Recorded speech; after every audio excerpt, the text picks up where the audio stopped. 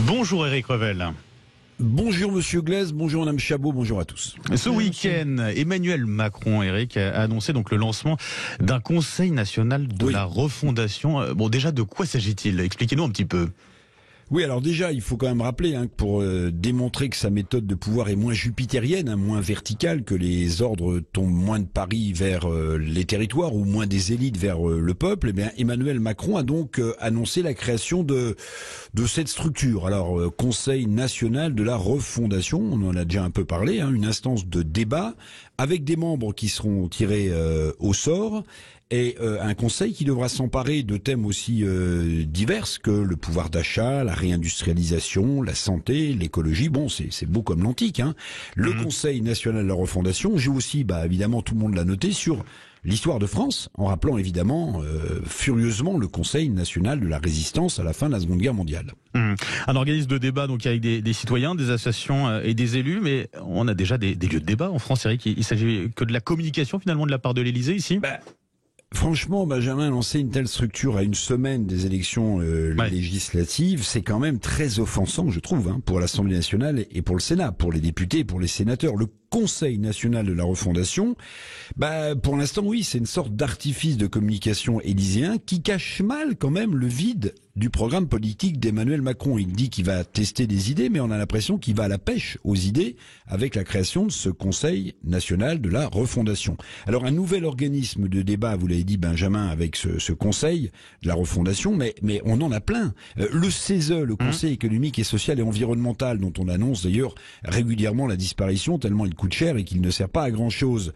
Vous avez aussi des lieux de débat qu'a lui-même lancé Emmanuel Macron lors de son premier quinquennat. Par exemple, la Convention citoyenne sur le climat, vous en souvenez, dont les conclusions d'ailleurs ont été oubliées en route. Emmanuel Macron, oui, il occupe le terrain avec la communication, mais communication n'est pas action, communication n'est pas programme politique.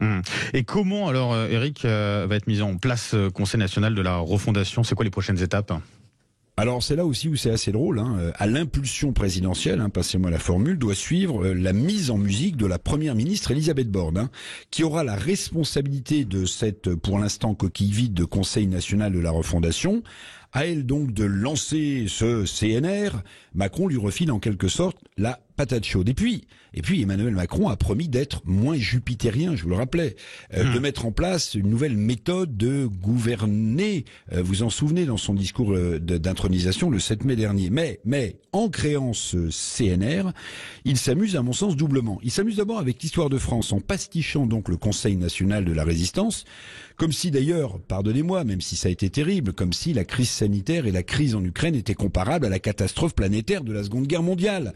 Mais Emmanuel Macron s'amuse aussi avec des symboles tutélaires, parce que n'oubliez pas que c'est le général de Gaulle qui a mis en orbite le CNR, le vrai, le Conseil national de la résistance, dont il confia les rênes à Jean Moulin. Donc Macron, le voici non plus jupitérien, mais en de Gaulle, et il transforme Elisabeth Borne en Jean Moulin, on croit rêver. Alors ce nouveau Conseil théodule de la refondation est présenté par l'entourage du chef de l'État comme une révolution culturelle, rien que ça.